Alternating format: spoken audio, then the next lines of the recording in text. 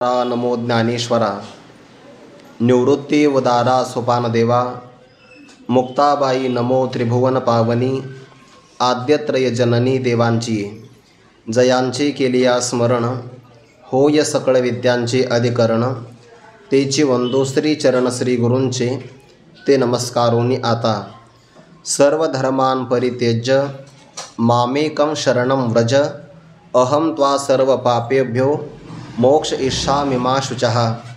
मग अज्ञान निमालिया मीची एक असे आपैसया सनिद्र स्वप्न गेलिया आपण पे जैसे। कैवल्य साम्राज्य चक्रवर्ती विश्वमौली ज्ञानोबाराय सकल ब्रह्मनिष्ठ गुरुजनांच्या परमकृपेने श्री भगवती ज्ञानेश्वरीच्या 18व्या अध्यायाचा आपण विचार करत आहोत। परमात्मा सर्वात गुह्य असणारं ज्ञान कथन केल्यानंतर सर्व गुह्यतमं भूयः शृणुमे परमं वचः इष्टोऽसि मे दृढमिति ततो वक्ष्यामि ते हितम अशा प्रकारची प्रतिज्ञा करून 65 क्रमांकाच्या श्लोकामध्ये मला प्राप्त होण्याचे अर्थात प्राप्तीचे निश्चित अशा प्रकारचे 4 उपाय कथन करतात। मन मना भव, तो मन हे मीची करी अर्थात चित्त मला समर्पण कर।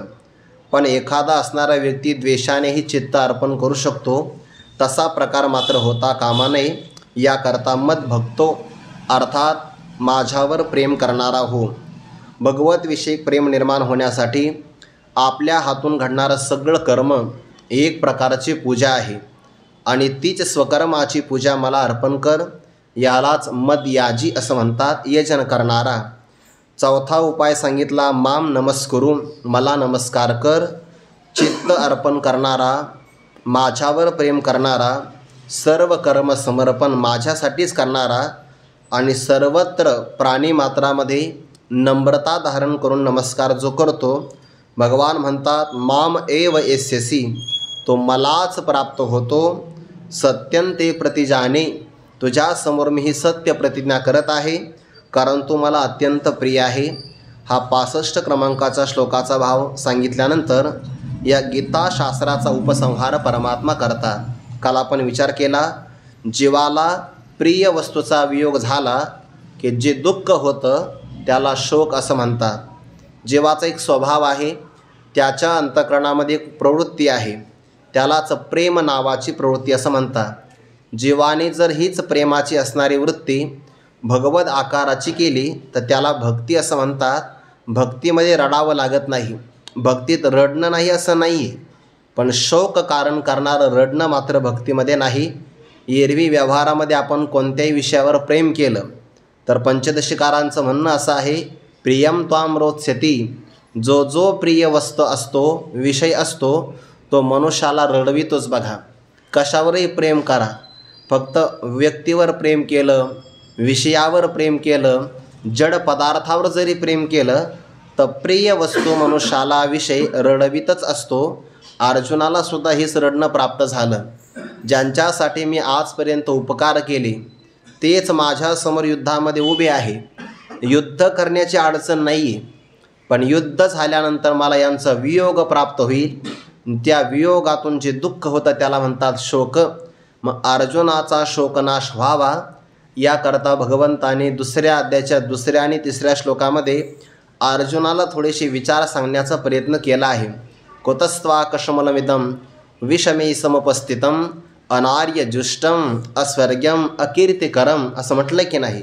अर्जुना, युद्धाच्या ठिकाणी दयाभाव धारण करणं हे महापुरुषांच्या विरुद्ध आहे, स्वर्गप्राप्ती न करून देणार आहे आणि अकीर्तिकारक आहे। सांगितल्यानंतर शोक निवृत्त झाला नाही, उलट वाढला। आणि मग देवाच्या लक्षात आलं, हा उमजे आता कवनी परी कैसेने धीर स्वीकारी जैसा ग्रहाती पंचाक्षरी अनुमानिका। या अर्जुनाच्या जीवनातला शोक नाश कसा होईल असा देवाने विचार केला आणि मग ब्रह्मज्ञानाशिवाय किंवा आत्मज्ञानाशिवाय कोणत्याही उपायाने शोकतरण होतच नाही। याकरता गीताशास्त्राच्या 2ऱ्या अध्यायाच्या 11व्या श्लोकापासून अशोचानन व शोचस्त्वं प्रज्ञावादांश भाषसे गतासून गतासूंश नानुशोचन्ति पंडिताः या श्लोकापासून गीताशास्त्राला प्रारंभ झाला आणि त्याचा असणारा उपसंहार या 66 क्रमांकाच्या श्लोकामध्ये म्हणतात परमात्मा करत आहेत. भगवान म्हणतात माझी शरणागती कर, पण ती कशी कर? सर्व धर्मान परित्यज्य, सर्व प्रकारच्या धर्माचा अधर्माचा परित्याग करून. आता इथे धर्म आणि अधर्म याचा वाच्यार्थ ग्रहण करायचा नाही, लक्षार्थ ग्रहण करायचा. म्हणजे का बरं? देवाचा अवतार धर्म संस्थापनार्थाय, संतांचा अवतार धर्मरक्षावयासाठी करणे आटी आम्हासी. जगाची प्रतिष्ठा राहण्याकरता धर्म महत्त्वाचा, त्यामध्ये वर्णधर्म, आश्रम धर्म, सामान्य धर्म. आणि मग धर्माचा परित्याग केला तर परमात्मा आणि संतांच्या अवताराचं प्रयोजन निष्फळ ठरेल. धर्माचाच परित्याग झाला, जगाची प्रतिष्ठा राहणार नाही. मग इथे धर्म परित्याग करावा याचा अर्थ काय घ्यायचा? काल आपण विचार पाहिला, धर्म माझा उद्धार करू शकेल अशा प्रकारचा जो तुझ्या मनातला भाव आहे त्याचा परित्याग कर. कारण धर्माने जे प्राप्त होतं, कर्माने जे प्राप्त होतं ते नाशिवंत असतं. तुका म्हणे त्यांचे कळले आम्हा वर्म, जे जे कर्म धर्म नाशिवंत. म्हणून धर्म आपला उद्धार करू शकेल या भावनेचा परित्याग कर, हा झाला पहिला अर्थ. आणि दुसरा अर्थ, धर्म अधर्माला प्रसवणारं, जन्म देणारं जे आत्मस्वरूपाचं अज्ञान आहे त्याचा परित्याग देवाला मान्य आहे. सर्व धर्मान परित्यज्य, वाच्यार्थाचा परित्याग करायचा, लक्षार्थाचं ग्रहण करायचं की धर्म अधर्माला कारण असणारं जे अज्ञान त्याचा परित्याग करून माम एकम शरणम व्रज, एकमेवाद्वितीयम ब्रह्म नेह नानास्ति किंचन. असा जो सदैव सौम्य इदमग्र आसीत एकमेवाद्वितीयम, ज्याला स्वगत सजातीय आणि विजातीय भेद नाही, अशा मला एकाला तू शरण ये. ज्याला आपण शरण जातो तो आपल्या जीवनातील अविद्यादी क्लेशादिकांचा नाश करतो. तो मलाच एकट्याला शरण ये, अन्य कोणीही शरण जाण्याकरता योग्य नाही. का बरं? मुळामध्ये तेच मृत्यूपंथाला लागलेले आहे. म्हणून अर्जुना, ते शरण जाण्याकरता योग्य नाही. ज्याच्या ठिकाणी अवयव असतात त्याच्या स्वगत भेद असतो, समान जातीचे असेल तर सजातीय भेद असतो, आणि विरुद्ध जातीचा असेल तर विजातीय भेद असतो. ज्याप्रमाणे एखादा वृक्ष, त्याला फांद्या आहे की नाही, फुलं आहे, फळं लागतात, पानं लागतात, वृक्षामध्ये स्वगत भेद आहे. पत्र पुष्प फलादिभी. एका वृक्षाचा दुसऱ्या वृक्षाबरोबर सजातीय भेद आहे आणि वृक्षाचा पाषाणादिकाबरोबर विजातीय भेद आहे. ब्रह्माच्या ठिकाणी यापैकी कोणताही भेद नाही. म्हणजे स्वगत भेद का नाही ब्रह्माच्या ठिकाणी? ब्रह्माला अवयवच नाही. म्हणजे मग ते म्हटलंय ना, ममे वंशो जीव लोके, हे उपाधीमध्ये म्हटलेलं आहे, खरा मात्र त्याला अवयव नाही, म्हणजे स्वगत भेद नाही. सजातीय भेद का नाही? ब्रह्मासारखं दुसरं ब्रह्म नाही. हे शास्त्र सांगता असं नाही, गवळणीसुद्धा सांगता, याला नाही दुसरा जोडागे, म्हणजे याच्यासारखा दुसरा कोणीच नाही, सजातीय भेद नाही. आणि परमात्म्या व्यतिरिक्त जग मिथ्याच आहे. मिथ्या जग परमात्मा स्वरूपाच्या ठिकाणी विजातीय भेद निर्माण करू शकत नाही. समान सत्तेमध्ये साधक बाधक व्यवहार घडत असतो. परमात्म्याची सत्ता आहे पारमार्थिक, जगाची सत्ता आहे व्यावहारिक, खरी आहे प्रातिभासिकच. म्हणून विषम सत्ता असल्यामुळे विजातीय सजातीय स्वगत कोणताही भेद परमात्मा स्वरूपाच्या ठिकाणी नाहीच. अशा परमात्म्याला शरण ये. माम एकम शरणम व्रज. जो परमात्मा भक्तराज अर्जुनाला पाठीमागे म्हटले होते, तमेव शरणम गच्छ सर्व भावेन भारत, ते आज काय म्हणतात? माम एकम शरणम व्रज. ईश्वराला तू शरण जा, गच्छ. आणि परमात्मा म्हणतात नाही, माम एकम शरणम व्रज. याचा अर्थ काय? ज्याला आपण ईश्वर म्हणतो तेच श्रीकृष्ण परमात्मा आहे, त्यांच्यामध्ये भेद नाही. शरणागती केल्यानंतर फल काय प्राप्त होईल? भगवान म्हणतात, अहम त्वा सर्व पापेभ्यो, मी तुला सर्व पापापासून, तुला जे वाटतं की नाही युद्ध केल्यानंतर मला पाप प्राप्त होईल, तर या सगळ्या पापापासून आणि पापाचं उपलक्षण पुण्य याच्यापासून मी तुला मोक्ष इच्छामी, मुक्त करील. मा शुचः, शोक करण्याचं काही कारण नाही. आपण काल विचार केला, अज्ञानापासून धर्म अधर्म मिथ्या निर्माण झाले. अज्ञानाची निवृत्ती झाल्याशिवाय धर्म अधर्माचा पूर्णतया त्याग होऊ शकत नाही. विचार आपण पाहिला, मृगजळाचा परित्याग करायचा असेल तर सूर्याच्या किरणाचा अस्त होण्यापर्यंत वाट बघावी लागेल. सूर्यकिरणाचा अस्त झाला तर मृगजळाचा आपोआप त्याग होतो. अग्नीचा परित्याग करायचा असेल तर लाकडांचा परित्याग करावा लागेल. तसं धर्म अधर्माचा परित्याग करायचा असेल तर त्याकरता त्याचं कारण असणारं अज्ञान, त्याचाच परित्याग करावा लागेल. आणि अज्ञान निवृत्तीकरता आत्मज्ञाना वाचून कितीही उपाय केले तर ते उपाय मात्र उपायकारक होतच नाही. एखाद्या गुहेमध्ये अंधकार आहे बघा, आणि त्या अंधकाराला नष्ट करायचं असेल तर आपण करोडो दिवे जरी लावले तरी त्याचा मात्र नाश होऊ शकत नाही. त्या अंधकाराला पूर्णतया नष्ट करायचं असेल तर एकच उपाय आहे, सूर्याचा उदय व्हावा लागेल. सूर्याचा उदय झाला तर ज्ञानोबा म्हणतात, जैसी अंधकाराची वाणी सूर्य न देखे स्वप्ने. अंधकाराचा प्रकार कसा असतो की सूर्याला स्वप्नामध्ये सुद्धा माहिती नाही. प्रकाशाचा आणि अंधकाराचा विरोध आहे. तसं आत्मस्वरूपाचं अज्ञान आणि त्याला निवृत्त करणारं आत्मस्वरूपाचं ज्ञान यांचाच विरोध आहे. तैसे धर्माधर्माचे टवाळ दावी अज्ञानाचे कामूळ, ते तेजोनी तेजी सकळ धर्म जात. अज्ञानाचा मूळ कारण आहे बघा अज्ञान, आणि जोपर्यंत मुळाचा नाश होत नाही तोपर्यंत त्याचं कार्य जे असतं ना त्याचा नाश होत नाही. एखाद्या झाडाला नष्ट करायचं असेल आणि त्याचे वरवरचे असणारे कोवळी पालवी जर आपण खुडत बसलो तर त्याचा नाश होत नाही. ज्ञानोबा म्हणतात, जैसे वरी वरी पालवी खुडीजे आणि मुळी उदक घालीजे, तरी कैसेने नाश निपजे तया वृक्षा, तो उदकाचे बळे अधिके. जैसा आडवेने अंगे फाके, तैसा मानसी विषय पोखे रसनाद्वारे.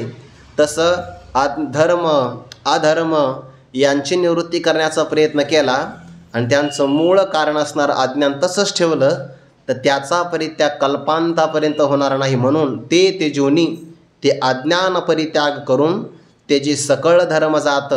सगळ्या धर्माचा समूह, अधर्माचा असणारा संचय, या सगळ्यांचा परित्याग कर आणि मोकळा हो. म्हणून कारणासहित कार्याची आत्यंतिक निवृत्ती फार महत्त्वाची आहे. व्यवहारामध्ये आपण कितीही प्रयत्न केले तर अज्ञानाला निवृत्त करू शकेल असा उपाय मात्र सापडत नाही. एकदा ज्ञानाच्याद्वारे हे अज्ञान निवृत्त झालं तर मग शिल्लक काय राहतं? बाबांच्या मुखातला एक शब्द आहे बघा, अज्ञान निवृत्ती झाली ना तर द्वैत राहत नाही आणि शून्य राहत नाही. शून्य म्हणजे अभाव, अभावही राहत नाही आणि द्वैत भावसुद्धा राहत नाही. मग काय राहतं? एक परमात्माच अवशिष्ट राहतो, पण तो राहिला आहे हे सांगण्यासाठी सुद्धा कुणी राहत नाही. तोच राहतो उरे, पण त्याचं आता प्रकाशन करू शकेल असं कोणी मात्र राहत नाही. अमृतानुभवामध्ये उदाहरण दिलं आहे. अमावस्याची रात्र आहे, काळ्या ढेकळामध्ये काळ्या रंगाचाच मनुष्य झोपलेला आहे, गाढ झोपलाय बरं तो. आता अमावस्याची रात्र, त्यात पुन्हा काळी असणारी जमीन नांगरलेली आणि त्यामध्ये काळ्याच वर्णाचा पुरुष गाढ झोपलेला आहे. तो दिसेल का इतरांना? बरं, इतरांना दिसत नाही, तो स्वतःला तरी पाहिल का? नाही पाहत. तो इतका काळा आहे, हसला तर फक्त दात दिसतात, इतका काळा आहे.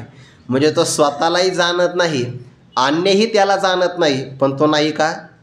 नाही म्हणण्याची सोय नाही. तसं परब्रह्म स्वरूप आहे.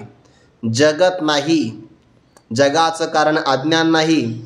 त्याचं प्रकाशन करणारा सूर्य चंद्र अग्नी, कोणते रत्न वगैरे काहीच नाही, पण त्याला मात्र नाही म्हणण्याची सोय नाही. कारण जर तुम्ही असं म्हटलं की काहीच नाही, काहीच नाही हे कोणीतरी आहे म्हणूनच कळालं की नाही, नाहीतर काहीच नसतं तर काहीच नाही हे सुद्धा कोणाला कळालं नसतं.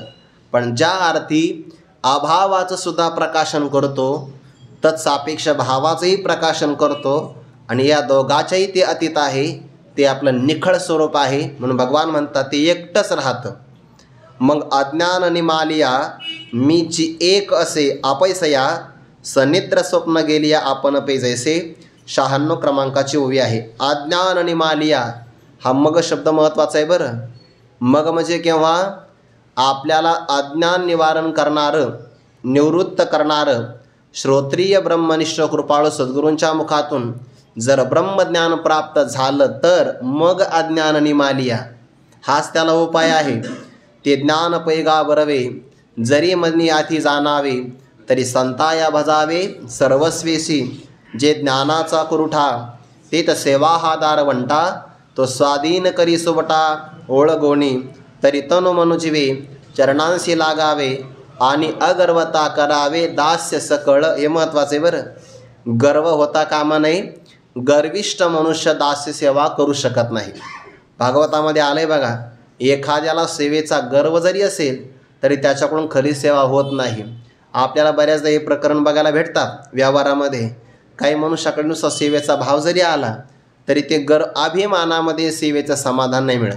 अगर्वता करावे दास्य सकळ, मग अपेक्षित आपुले, तेही सांगतील पुशिले. जेणे अंतकरण बोधले संकल्पा नये, मगच ज्ञान प्राप्त होतं. आणि खरं ज्ञान प्राप्त झालं मग अज्ञान निमालिया, अज्ञान पूर्णतया निमालिया बघा, नाश पावल्यानंतर. नाहीतर अज्ञान जे असतं की नाही, ते अज्ञान एकीकडे नष्ट होतं पण दुसऱ्या अवतारात प्रगट होतं. म्हणजे काय, अज्ञान नाहीसं झालं तर मी ज्ञानी आहे असा अभिमान येतो, आणि ती अज्ञानाची नवीन आवृत्ती असते. म्हणून अज्ञानापेक्षा ज्ञानाचा अभिमान जास्त घातक आहे. अमृतानुभवामध्ये हा विचार आला आहे बघा.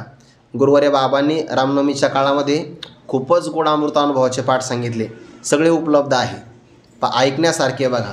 म्हणून अज्ञान आणि त्याच्याही पुढं ज्ञानाचा अभिमान, निमालिया शब्द आला. नाश पावलं, ज्ञानाचा अभिमानसुद्धा नष्ट झाल्यानंतर भगवान म्हणतात मीच एक असे, मीच फक्त एकटा राहतो. आणि चकाराने सांगितले बरं, सगळे द्वैताची व्यावृत्ती होऊन जाते, अभावाची व्यावृत्ती होऊन जाते, फक्त मीच एकटा राहतो एक असे. चकारही वापरला आणि पुन्हा एकही शब्द वापरला, मीची एक. याचा अर्थ नेह नानास्य किंचन, अन्य कोणीच राहत नाही. द्वैतही नाही, मायाही नाही, अविद्यासुद्धा नाही, कोणत्या प्रकारचं जगाचं कारणही नाही. फक्त स्वयंप्रकाश सच्चिदानंद ब्रह्म, तेच फक्त आपोआप राहतं. अपैसया, आपोआप का म्हटलं, कारण ते स्वतःसिद्ध आहे. ते नाही असा कोणता काळ नाही, ते नाही असा कोणता देश नाही, आणि तो नाही अशी कोणतीही वस्तू नाही. मग देश काळ वस्तू भेद मावळला, आत्मा निर्वाळाला विश्वाकारे असाच तो आहे. एक असे अपैसया. उदाहरण देतात, सनिद्र स्वप्न गेल्या आपण नपे जैसे. उदाहरण आपल्या अनुभवाचं आहे बरं. स म्हणजे सहित, सनिद्र म्हणजे निद्रेसहित स्वप्न गेल्या. पण का बरं नुसतं स्वप्न गेलं असं का नाही म्हटलं? एक स्वप्न जर गेलं असतं, निद्रा राहिली असती तर दुसरं पडलं असतं. म्हणून स्वप्न हे कार्य आहे, निद्रा हे त्याचं कारण आहे. कार्यासहित कारणाची आत्यंतिक निवृत्ती झाल्यानंतर काय राहतं बरं? ज्या व्यक्तीला स्वप्न पडलं ना, ते आपण क्रम असा म्हणतोय बघा, जागृती, स्वप्न, सुषुप्ती. तसं नाही घडत. जागृती, गाढ झोप, झोप खंडित झाली की मग स्वप्न, स्वप्न पूर्ण पाहिल्यानंतर पुन्हा झोप, जाग आली तर मग जाग, असा त्याचा अर्थ आहे की नाही. म्हणून अगोदर निद्रा असते, स्वप्नाशी कारण निद्रा, आणि जोपर्यंत निद्रा जात नाही तोपर्यंत स्वप्न जात नाही. स्वप्नामध्ये बाहेरचे पदार्थ येत नाही. स्वप्नातले सगळे पदार्थ स्वप्न पाहणारा व्यक्ती स्वतः झालेला असतो बघा, स्वतः. जैसा चेला तो अर्जुना, म्हणे स्वप्नेची हे विचित्र सेना, मीची झालो होतो ना निद्रावशे. आता सेना ते सेना नव्हे, हे मीची एक आघवे, ऐसे एकत्वे मानवे विश्वतया. स्वप्न गेलं, स्वप्नाचे कारण निद्रा गेली, म्हणजे द्वैत गेलं की नाही. स्वप्न हे द्वैत आहे, द्वैत प्रपंच गेला, त्याचं कारण निद्रा म्हणजे अज्ञान गेलं. काय राहिलं? एक आपण पे जैसे. जसे फक्त आपण शिल्लक राहतो तसंच होतं. अज्ञान गेलं की अज्ञानाचं कार्य जगतही जातं, आणि ते गेल्यानंतर एक परमात्मा शिल्लक राहतो. त्या परमात्म्याला जाणणारा जीवसुद्धा जीवरूपाने राहत नाही. मग तो जीव हे भाष सरे, ब्रह्म परमात्मा बोधे भरे, तो सुद्धा परमात्मा स्वरूपाने शिल्लक राहतो. सनिद्र स्वप्न गेलिया आपण पे जैसे, तैसा मी एक वाचुनी काही, मग भिन्ना भिन्न आन नाही. सोहम बोधे दयाच्या ठाई अनन्य होय. सगळ्यात मोठी शरणागती ही आहे बरं. शरणागतीचे प्रकार आहे. पहिल्या शरणागतीमध्ये मी देवाचा आहे असा भाव असतो. दुसऱ्या शरणागतीमध्ये देव माझा आहे असा भाव असतो. आणि तिसरी सर्वश्रेष्ठ शरणागती, त्यामध्ये देव आणि मी एकच आहे असा भाव असतो. सनिद्र स्वप्न गेलं, निद्रेसहित स्वप्नाची आत्यंतिक निवृत्ती झाली, हे जसं घडलं तैसा त्याप्रमाणे मी एक वाचून काही, माझ्या एकट्या वाचून काही, मग भिन्न भिन्न आन नाही. भिन्न भिन्न म्हणजे वेगवेगळ्या प्रकारचे, कोणतेही भेद शिल्लक राहत नाही. बघा, विचारसागराच्या तिसऱ्या तरंगामध्ये भेदाचा विचार आला. बघा, भेद निवारण करणं हे श्रीगुरूंचं कर्तव्य आहे. भेद कोणता आहे? जीव ईश्वराचा, जीव जीवाचा, जीव जडाचा, जडा जडाचा आणि जड ईश्वराचा, असे 5 प्रकारचे भेद आले की नाही, त्यालाच भिन्न भिन्न म्हणतात. बघा, म्हणजे भेद आहे. पण एक मी परमात्मा अवशिष्ट राहिला ब्रह्मज्ञानाच्या माध्यमातून. मग भिन्न भिन्न आन नाही, भिन्न भिन्न कोणताही पदार्थ शिल्लकच राहत नाही. आणि असा परमात्मा भिन्न नाही म्हणजे काय? अभेद आहे. अभेद स्वरूप परमात्म्याच्या ठिकाणी जिथं जीव ईश्वराचाही भेद राहिला नाही, म्हणून भगवान म्हणतात जीव ईश्वराच्या भेदाचं निराकरण झालं तर राहिला कोण? फक्त परमात्मा. आणि तोच परमात्मा मी आहे असा आपल्याला बोध प्राप्त व्हावा. सोहम म्हणजे काय? सह अहम, तो परमात्मा मीच आहे अशा ज्ञानाने तयाच्या ठाई त्या परमात्म्याच्या ठिकाणी अनन्य होय. अनन्य म्हणजे एकनिष्ठ असा एक अर्थ. दुसरा अन्य, अन म्हणजे नाही, अन्य म्हणजे वेगळा. जो परमात्म स्वरूपाच्या ठिकाणी कधीही वेगळा होत नाही त्याला म्हणतात अनन्य भावाची शरणागती. आणि अशी शरणागती करत असेल तर भगवान म्हणतात मग त्याचं जन्म आणि मरण मी निवारण करतो. जो मज होय अनन्य शरण, ही आहे बरं का अनन्य शरणागती. म्हणजे अज्ञान कार्य पूर्णतया निवृत्त झालं की फक्त अभेद रूपाने एकटा परमात्मा शिल्लक राहिला. तो परमात्मा मीच आहे असा जीवाने आपल्या ठिकाणी बोध प्राप्त करून घ्यावा. त्या पंचदशीमध्ये असा विचार आला की जीव हा मीच ब्रह्म असं म्हणत असेल तर त्याचं ज्ञान हे भ्रमज्ञान नाही का? खरं तर भ्रमज्ञानच आहे. मग भ्रमज्ञानाकरता आयुष्य खर्च करायचं का? करायचं. कारण का जग नावाचं आपल्याला भ्रमातलं स्वप्न पडलंय आणि भ्रमाला निवृत्त करायचं असेल तर भ्रमातलंच ज्ञान असावं लागतं. पण ते भ्रमज्ञान भ्रमाला घालवतं आणि सत्य परब्रह्माची प्राप्ती करून देतं. सोहम बोधे तयाच्या ठाई अनन्य होय. आणि असा अनन्य होत असेल तर मग जो मज होय अनन्य शरण, त्याचे निवारी मी जन्म मरण. या लागी शरणागता शरण्य मीच एकू, मीच एकटा आहे, बाकी कोणी नाही. पै आपुलेने भेदेविन माझे जाणे जे एकपण, तयाचे नाव शरण मज येणे गा. भगवान म्हणतात अर्जुना, आपुलेने भेदेविन, आपल्या ठिकाणचा जो भेदभाव आहे तो सगळा भेदभाव सोडून मी आणि परमात्मा एकच आहे असं माझं जे एकपण जाणावं. म्हणजे कोणत्याही काळामध्ये परमात्मा आणि मी कोणत्याच काळामध्ये भिन्न भिन्न रूपाला प्राप्त झालो नव्हतोच. उपाधीमुळे फक्त तसं वाटत होतं. पण आपल्या भेदा वाचून माझा एकपणा जो जाणावा. बघा बरं, ही ज्ञान शरणागती आहे. माझे एकपण जे जाणीजे, परमात्म्यामध्ये आणि माझ्यामध्ये जो ऐक्य भाव आहे त्याला एकपणा म्हणतात. असं जीव परब्रह्माचं ऐक्य जाणावं, तयाचे नाव शरण मज येणे गा, त्यालाच मला शरणागती करणं असं हे नाव आहे. म्हणजे आपण जर परमात्म्याला ऐक्य भावाने जाणत असू तर खऱ्या अर्थाने ती शरणागती उत्तम शरणागती आहे. उत्तम, याच्या पलीकडे कोणती शरणागती नाही. मात्र ही शरणागती केली, परमात्म्याचं आपलं ऐक्य जाणलं तर परमात्मा प्राप्ती कशी होते? सरळच आहे. बघा, औपाधिक असणारा भेद दिसत असेल तर ज्या उपाधीमुळे तो भेद प्राप्त झाला ती उपाधी नष्ट झाली तर ऐक्य अगोदरचंच आहे. एक 8व्या अध्यायामध्ये उदाहरण दिले. बघा, उदाहरण असं दिलं आहे, एक स्फटिकमणी आहे आणि त्या स्फटिकमण्याच्या खाली केसांचा गुंडाळा ठेवला आहे.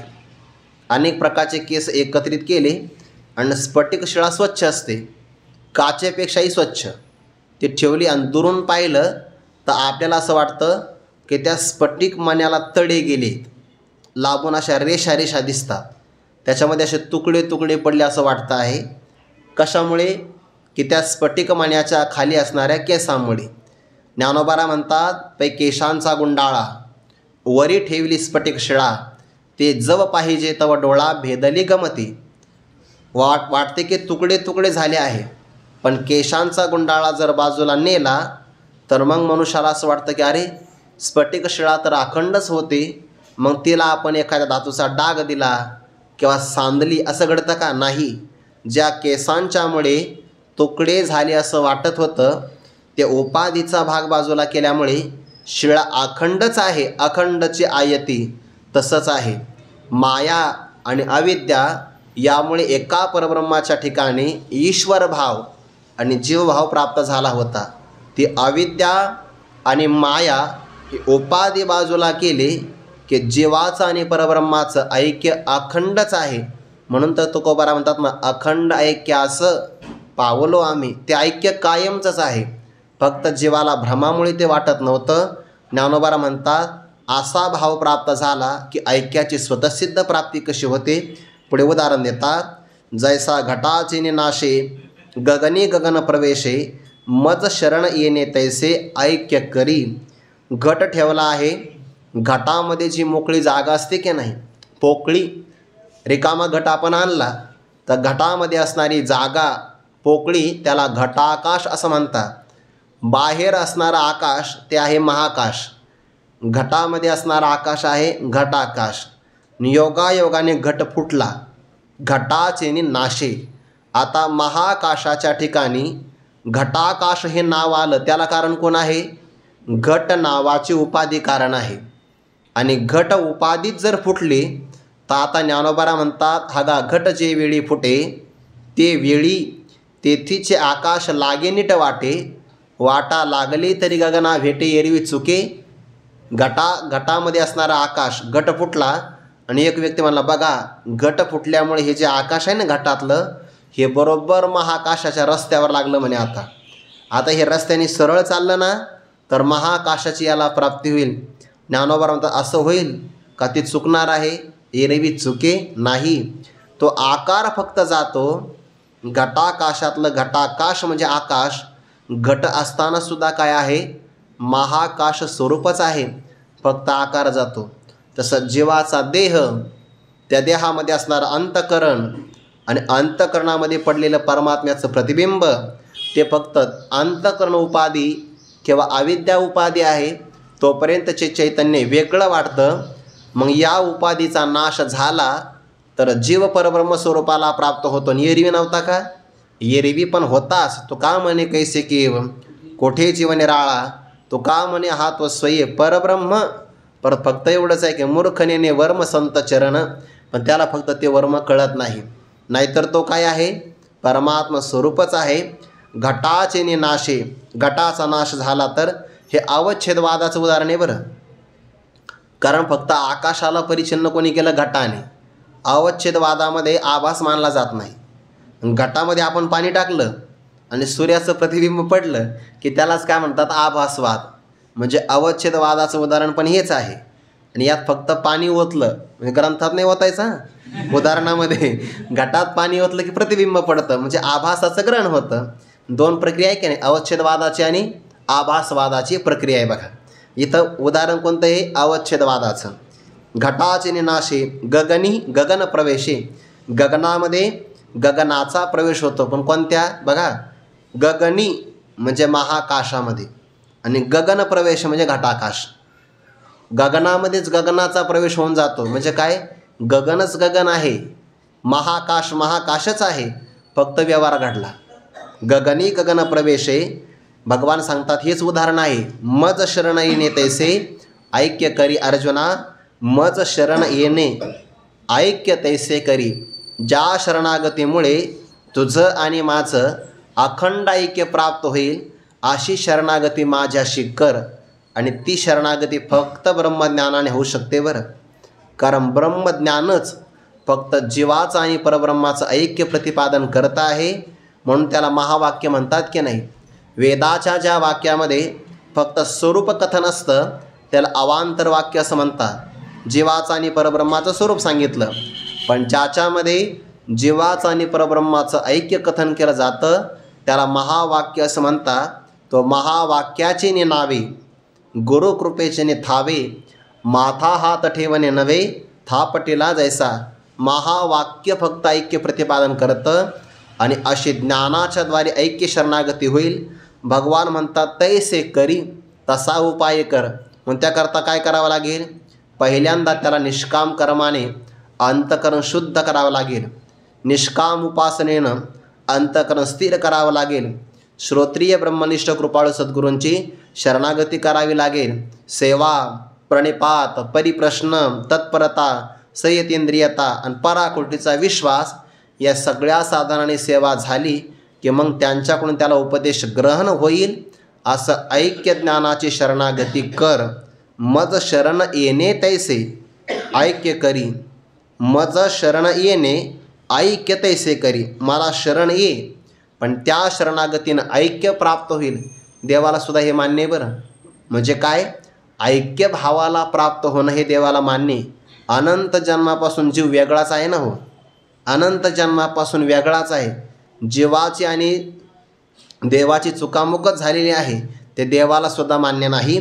मज शरण येणे तैसे ऐक्य करी. कसं ऐक्य आहे? उदाहरण देता. सुवर्णमणी सोनया एक कल्लोळ जैसा पानिया तैसा मज धनंजया शरण येतो. उदाहरण 2 दिले बघा. हेच उदाहरण पाठीमागे एक वेगळ्या अंगाने आले बघा. तया अहम वाचा चित्त अंग देऊन या शरण रिग महोददे का गांग रिगाले जैसे. तिथं तया शब्द हा ईश्वराकरता घेतला आहे बरं. तया हा शब्द ईश्वराकरता आणि इथं सगळी शब्द काय? मज. मामेकम शरणम व्रज. कारण ईश्वर आणि श्रीकृष्ण परमात्मा वेगळे नाहीचे. ज्याप्रमाणे सोन्याचा मणी सोन्याशी शरण येतो की नाही. म्हणजे काय? सोन्याचा मणी सोन्यापासून कधीच वेगळा होत नाही.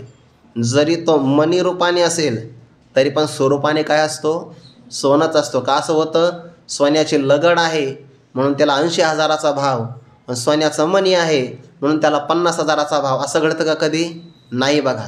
सोन्याचा मणी जरी असला तरी तो सुवर्णत्व कधी सोडत नाही. अर्जुना, तसा तू देहात जरी आला तर परब्रह्म भाव कधी सोडू नको असा अर्थ. सुवर्णमणी सोनया, सोन्याचा मणी ज्याप्रमाणे सोन्याला शरण येतो, किंवा ये कल्लोळ जैसा पानिया, पाण्यावर असणारी लाट ज्याप्रमाणे समुद्राला शरण येते. म्हणजे काय? कधी वेगळी होतच नाही. का असं झालं आहे म्हणे, एखादा व्यक्ती गेला समुद्राच्या काठावर, त्याला सांगितलं पाणी घेऊन ये. अर्धा तास झाला पण तो आलाच नाही.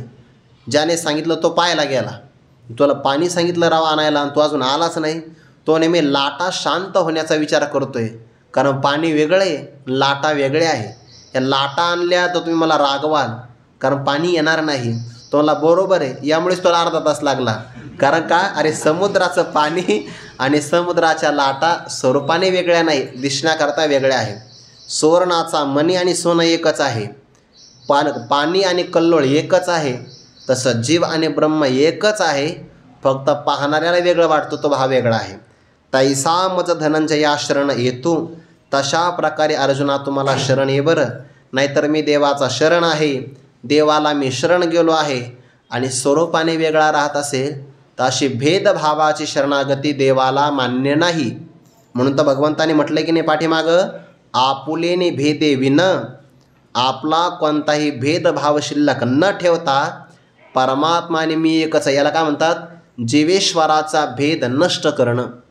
जीव ईश्वराचा भेद आहे की नाही, त्या 5 भेदापैकी त्यापैकी जीव ईश्वराचा भेद नष्ट करणं. आपुलेने भेदे विन माझे जाणे जे एकपण, तुझं आणि माझं जे कायमचं ऐक्य आहे त्याला खऱ्या अर्थाने शरणागती म्हणतात. असा तुम्हाला शरण ये. शरणागतीचा प्रकार या 1400 ओळीपर्यंत सांगितला बरं. आता विकल्पाने सांगतात. काही लोक शरण येतात पण वेगळेच राहतात, ते महत्त्वाचं नाही. आपलं समुद्राचं पाणी की नाही, उदाहरण देतो लक्षात येईल. समुद्राच्या पाण्यापासून मोती तयार होतो आणि समुद्राच्याच पाण्यापासून मिठाचा खडाही तयार होतो. स्वाती नक्षत्र असतं, त्या स्वाती नक्षत्रामध्ये पाऊस पडतो बघा, आणि त्या शिंपल्याच्या मुखामध्ये जर एखादा पाण्याचा थेंब पडला की त्याचा मोती तयार होतो. तो मोती तयार झाला की तो कठीण असतो बघा. समुद्रामध्ये जरी पडला तर तो समुद्राशी कधी एकरूप होतच नाही, पण मिठाचा खडा मात्र जो असतो ना, तो समुद्राशी एकरूप होतो. भिन्नता न राहणं, अभेद भावाला प्राप्त होणे शरणागती. उदाहरण देता, वाचुनी सागराच्या पोटी वड वानळ शरण आला किरटी, जाळू न ठके तया गोठी वाळूनी देपा. वड वानळ नावाचा अग्नी आहे, त्याला पूर्वजीवनामध्ये काहीतरी कष्ट निर्माण झाले आणि तो समुद्राला शरण आला, मला जागा मिळावी म्हणून. समुद्राने उदार मनाने त्याला जागा दिली, जशी विद्यार्थ्याला धर्मशाळेत जागा मिळते. तो आला बिचारा, मग आला तर तो काय होता, अग्निरूपामध्ये होता. अग्नी वेगळा आहे आणि पाणी मात्र वेगळं आहे. वाचुनी सागराच्या पोटी, वाचुनी म्हणजे पाठीमागचा श्लोक सगळा घ्यायचा बरं. सुवर्णमणी सोनया एक कल्लोळ जैसा पानिया, तैसा मज धनंजया शरण येतू, तसा मला शरण ये. असा आला तर ठीक आहे, पण या वाचून म्हणजे ऐशी ऐक्य शरणागती न करता शरण आला तर त्याचा काही फायदा होणार नाही. शिवाय म्हणजे या वाचून सागराच्या पोटी, समुद्राच्या पोटामध्ये वड वानळ नावाचा अग्नी शरण आला, पण आल्यानंतर वेगळाच राहिला बघा. तो कधी एकरूप समुद्राशी झालाच नाही. आला तो शरण आला किरटी, पण काय करतो, समुद्राच्या पोटात राहतो. पण समुद्राच्या पोटात राहून समुद्राला जाळत बसतो. असं म्हणतात 12 गावाला जेवढं पाणी लागतं की नाही, नुसतं स्नानाला नाही, जेवणापासून तर शेतीपर्यंत तेवढं दररोज पाणी तो काय करतो, नष्ट करतो. म्हणून तर समुद्राला लवकरात लवकर भरती येत नाही, पौर्णिमेलाच फक्त येते. शरण नाही का आला, इतका शरण आला की समुद्राच्या पोटात राहिला बघा जाऊन. मग आता समुद्राशी एकरूप व्हायला काय हरकत आहे का? पाणी रूपाने प्राप्त झाला असता तर समुद्र एवढा मोठा झाला असता, पण नाही, समुद्राच्या पोटात राहतो. पण जाळू न ठके, जाळत नाही का, आक्षेपार्थाने बरं, जाळू न ठके, जाळत नाही का, अर्थात जाळतो. ज्ञानोबारा म्हणतात, तया गोठी वाळून देपा. तसा एखादा व्यक्ती शरण आला आणि वेगळाच राहिला असेल तर अशा गोष्टी, अशा वार्ता वाळून देपा, सगळ्याच्या सगळ्या टाकून दे. म्हणजे काय, भिन्नता राहत असेल आणि शरण आला असेल तर अशा गोष्टी ऐकूसुद्धा नको, टाकून दे बघ. मज ही शरणारी गेजे आणि जीवत्वेची अशी जे धिक बोली, या न लजे प्रज्ञा केवी. असाच पाठ आहे ना, प्रज्ञा शब्द आहे ना का प्रजा शब्द आहे काही ठिकाणी. प्रज्ञा म्हणजे बुद्धी, हां, इथे प्रजा शब्द हा चुकून झाला असेल, मुद्रण दोष असेल कशादी, किंवा एखादी अस्पष्ट रेषा असेल. कारण ज्ञ शब्द लिहायचा म्हणलं की खाली रेष ओढावी लागते, ती कदाचित टाकली नाही म्हणून प्रजा शब्द इथं आला आहे बघा, म्हणजे ओवीत आला तसा, ते लिहून घ्यावा लागेल. आता मज ही शरणारी गेजे, एखादा मलाही शरण येतो आणि स्वतः जीवत्वेची अशी जे जीवत्व रूपाने बाजूलाच राहतो.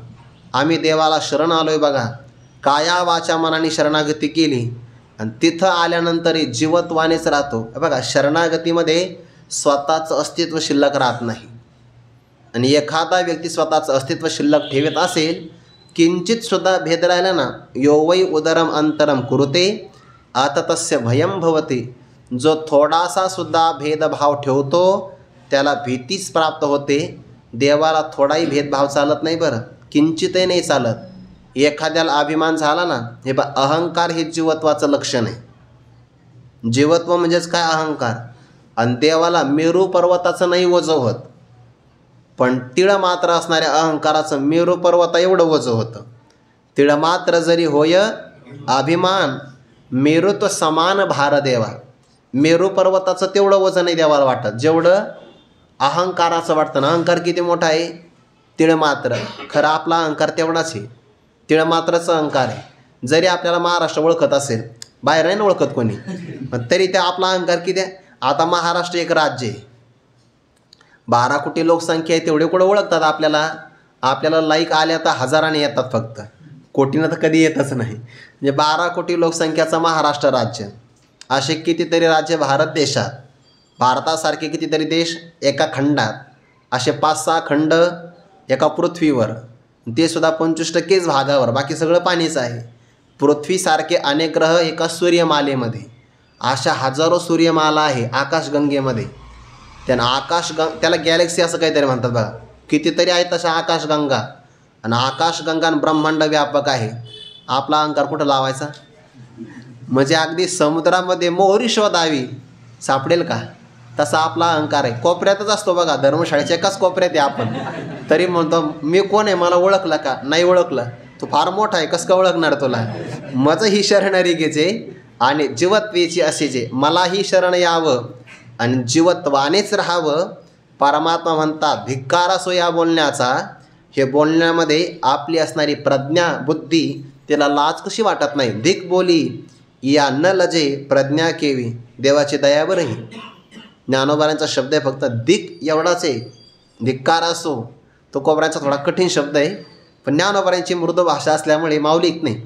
आईचा अंतकरण आहे म्हणून धिक बोली, धिक्कारासो या बोलण्याला. शरण मलाही आला, अनन्य शरणागती केली असं म्हणतोय. आणि जीवत्वाने तसाच राहतो. ज्याप्रमाणे वडवानळ शरण आला, वेगळाच राहिला. समुद्राच्याच पाण्यापासून मोती तयार झाला, पण समुद्रात राहून सुद्धा वेगळाच राहिला. त्यापेक्षा मीठ बरं आहे, कारण ते समुद्राशी एकरूप होतं. जो वेगळा राहिला ना, त्याला कष्ट भोगावे लागतात. बरं, नाथांनी उदाहरण दिलं आहे. त्या समुद्राच्या पाण्यामध्ये शिंपलं, त्या शिंपल्यामध्ये एक थेंब गेला पाण्याचा, मोती तयार झाला, पण मोती बाजारात विकला बघा. त्याला बाजारात किंमत मिळाली. मोत्याला किंमत बाजारात मिळतेच बघा, कोणत्याही बाजारामध्ये किंमत असतेच ना. किंमत मिळाली त्याला, मोत्याला वाटलं वा काय आपलं वजन आहे, पण त्या मोत्याला माहिती नव्हतं की आपले हाल काय होणार आहे. तो मोती एका नथीत जाऊन बसला, आणि ती नथ एका स्त्रीने आपल्या नाकामध्ये परिधान केली. पुढचं सांगण्याचं काम नाही. आता मोती स्वतः की नाही, पण कष्ट का प्राप्त झाले? समुद्रापासून वेगळा राहिल्यामुळे. म्हणून मज ही शरणरी गेजे आणि जीवत्वेची असे जे, धिक बोली या न लजे प्रज्ञा केवी. या बोलण्याचा धिक्कार असो. हे बोलताना लाज कशी वाटत नाही किंवा संकोच कसा वाटत नाही. भगवान म्हणतात अर्जुना, अरे सर्व ब्रह्मांडाचा नायक मी आहे, आणि एखादा मला शरण आला आणि जीवत्वानेच राहिला, म्हणजे काय, ब्रह्मभावाला प्राप्त झाला नाही, तर त्याच्या बोलण्याचा धिक्कार असो. तो मला शरणच आला नाही. अरे सामान्य राजाला शरण आला, तर ती गरीब असणारी स्त्री त्या राजाबरोबरची होते. मला शरण आला आणि म्हणतो मी वेगळाच राहिला, तर हे बोलणं खोटं आहे, खरं नाही. आगा प्राकृता ही राया, अंगी पडे जे धनंजया, ते दासिरही की तया समान होय.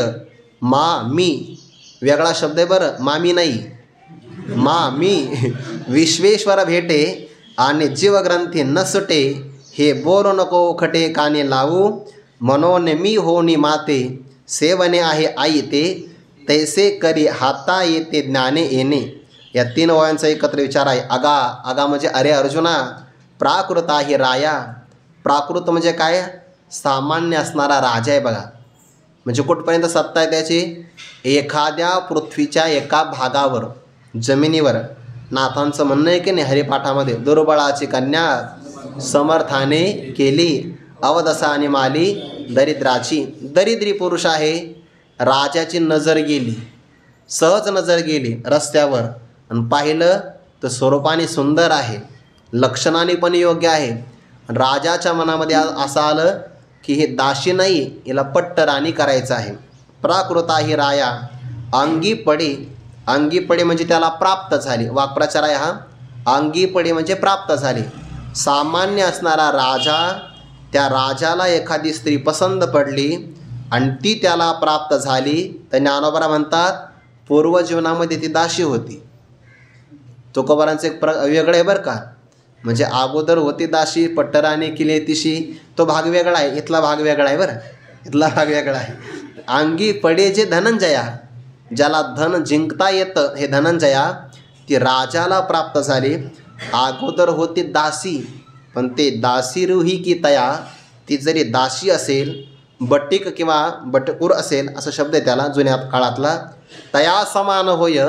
ती राणी, ती दासी राजाच्या समान होते बघा. एखाद्या प्रसंगाला राजाची आज्ञा नाही पाळली तरी चालेल, पण राणीची आज्ञा पाळावी लागते. का? कारण राणीचं राजासुद्धा ऐकतो तर बाकीचं काय ऐकणार नाही. असं आहे की नाही. ते गुरुवारी मारुती बाबा सांगत असतात, एक विद्यार्थी शाळेत गेला, शनिवार होता, शनिवारी शाळा लवकर असते की नाही. मग त्याने शाळेतच विचार केला, घरी गेल्यानंतर अभ्यास नाही करायचा, पहिलं जेवायचं. त्याला भूक लागली होती. 11:30ला शाळा सुटायची. आता मलाही आठवतं बरं, शनिवारी 11:30ला शाळा सुटायची. ती आता सांगू का? नको, ऐका. तुम्ही पुन्हा मग जास्त खोल जासाल. मग ते शाळा सुटली की त्याला असं वाटायचं की दप्तर द्यायचं फेकून आणि जेवायचं. घरी आला तो ना, आल्यानंतर सांगितलं, आई मला जेवायला वाढ. यशोदे घराकडे चाल, मला जेव घाल, लवकरात लवकर मला जेव घाल. आई म्हणले जेवण तयार आहे, पण तुला तसं जेवता येणार नाही. म्हणे का? अजून देवपूजा राहिली. 11:30 वाजले होते. तो म्हणे देवपूजा कसं करायली? म्हणे तुझे वडील कामासाठी बाहेर गावी गेली ना, आपल्या घरात नेहमी देवाला नैवेद्य दाखवल्याशिवाय जेवता येत नाही. त्याने लक्षात आलं आईचं आपल्याला ऐकावं लागेल, कारण आईच्या समोर आपल्या बापाचं तर काही चालत नाही. आपला बाप तर थरथर कापतो आहे. बाबांचं वाक्य आहे, आपल्याला ही पूजा करावी लागेल. उदाहरण सोडून द्या, ज्याप्रमाणे स्त्रीची आज्ञा घरातले पाळतात बघा, मग राजाची पण आज्ञा जगात चालते की नाही. राजाज्ञेच्या अक्षरे हाती, ती एका चामा जया पडती, तर या चामासाठी जोडती सकळ वस्तू. राजाज्ञा समर्थ आहे. जेवढी राजाची आज्ञा समर्थ आहे ना, तेवढीच तिची असणारी राणी, तिची पण आज्ञा समर्थ आहे. ते समान होय, समानतेला प्राप्त होते. उदाहरण कुठलंही? व्यवहारातला. व्यवहारातल्या राजाची दासी लग्न झाल्यानंतर जर राजाच्या समान होते, तर भगवान म्हणतात मा म्हणजे मग मी विश्वेश्वर भेटे. संपूर्ण विश्वाचा ईश्वर नियामक त्याची प्राप्ती झाली एखाद्या साधकाला. आणि तो काय म्हणतो? मी अजून जीवरूपानेच राहिलो आहे. मी विश्वेश्वर भेटे. संपूर्ण विश्वाचा ईश्वर मी एखाद्याला भेटलो आहे आणि त्याच्या जीवनामध्ये जीवग्रंथी न सुटे. ग्रंथी म्हणजे गाठ किंवा ग्रंथी म्हणजे दशा. जीवत्वाची दशा आहे. जीवत्व हीच ग्रंथी आहे आणि जीवत्वाचे गाठ त्याची सुटली नाही, तर भगवान म्हणतात हे बोल ओखटे कानी लावू नको. हे त्याचे शब्द अत्यंत वाईट आहे. का? कानावर सुद्धा येऊ देऊ नको, कारण ते खोटे आहे. दासी राजाच्या समान होऊन जाते. तो तरी राजा फक्त एका पृथ्वीचा आहे, मी तर सगळ्या ब्रह्मांडाचा नायक आहे. एखादा मला भेटला म्हणजे प्राप्त झाला, माझ्या प्राप्तीमध्ये ऐक्य आहे. तो जीव हे भाष सरे, अब्रह्म परमात्म बोधे भरे. तो परब्रह्म भावाला प्राप्त होतो. पण एखादा मला भेटल्यानंतर सुद्धा जर त्याची जीवग्रंथी जीवदशा नष्ट होत नसेल, तर हे बोलणं सत्य नाही, असत्य आहे. ते कानावर येऊ देऊ नको. म्हणून तर एक वचन आहे बघा उपनिषदातलं, भिद्यते हृदय ग्रंथीश सिद्ध्यन्ते सर्व संशयाः क्षीयन्ते चास्य कर्माणि तस्मिन् दृष्टी परावरे. परमात्म्याचं दर्शन झालं तर हृदय ग्रंथीचा भेद होतो. भिद्यते हृदय ग्रंथीश छिद्यन्ते सर्व संशयाः. सगळ्या प्रकारचे संशय निराकरण होतात, सगळ्या प्रकारची कर्म नष्ट होतात. म्हणजे कर्माचा नाश, संशयाचा नाश आणि ग्रंथीभेद हे परमात्मा दर्शनाचं फल आहे. आणि परमात्मा प्राप्ती होऊन सुद्धा जीवग्रंथी जर सुटत नसेल, तर हे ओखटे बोल कानी लावू नको. वाईट शब्द आहे, असत्य आहे, कानावर सुद्धा येऊ देऊ नको. म्हणून या कारणामुळे मी होऊनी माते सेवने आहे आईते. म्हणून अर्जुना मी झाला आहे. मी होऊनी म्हणजे माझ्याशी एकरूप झाला. माते सेवने आहे, माझी सेवा करणं शक्य आहे. म्हणजे काय? माझ्या स्वरूपाचा आनंद घेणं शक्य आहे. पण केव्हा? ऐका, जो राजा झाला नाही त्याला राजेपणाचा आनंद मिळणार नाही. समुद्र झाला नाही, समुद्रपणाचा आनंद कळणार नाही. सोनं झाला नाही, सोनेपणाचा आनंद कळणार नाही. 15.5 मिसळावे ते 15.5 व्हावे, तेवी मी जालिया संभवे भक्ती माझी. म्हणून मी होऊनी माते सेवने आहे. मी झाला तर माझी सेवा करणं शक्य आहे. आणि ती कशी आहे? आयते स्वतः सिद्ध आहे बघा. हे निर्माण करावं लागत नाही. तो परमात्म स्वरूप अगोदरचाच आहे, फक्त मध्यंतरी भ्रमनिवृत्त करावा लागतो. तैसे करी हाता येते ज्ञाने येणे. भगवान म्हणतात माझ्या स्वरूपाला प्राप्त होऊन माझी स्वतःसिद्ध सेवा करता येईल तैसे करी. हाता येते तैसे करी. आपल्या हाताला ही गोष्ट प्राप्त होईल त्याला हस्तगत होणं असं म्हणतात. हाता येते म्हणजे हाताला मिळणं, हातावर प्राप्त होणं. तैसे करी पण ते कशाने करता येईल? येणे ज्ञाने. या आत्मज्ञानाने, या ब्रह्मज्ञानाने, अध्यात्मज्ञानाने आपल्या गोष्ट ही हाताला येईल तशा प्रकारचं तू कर. आणि एकदा ज्ञान प्राप्त झालं तर मग काय घडतं तो शब्दच मग शब्दाने येणार आहे. त्याचाही विचार आपण मग करू. कुंडली गौरधारी विठ्ठल श्री ज्ञानदेव तुकाराम माऊली ज्ञानेश्वर महाराज की जय. जगद्गुरु तुकाराम महाराज की जय. सद्गुरु जोग महाराज की जय.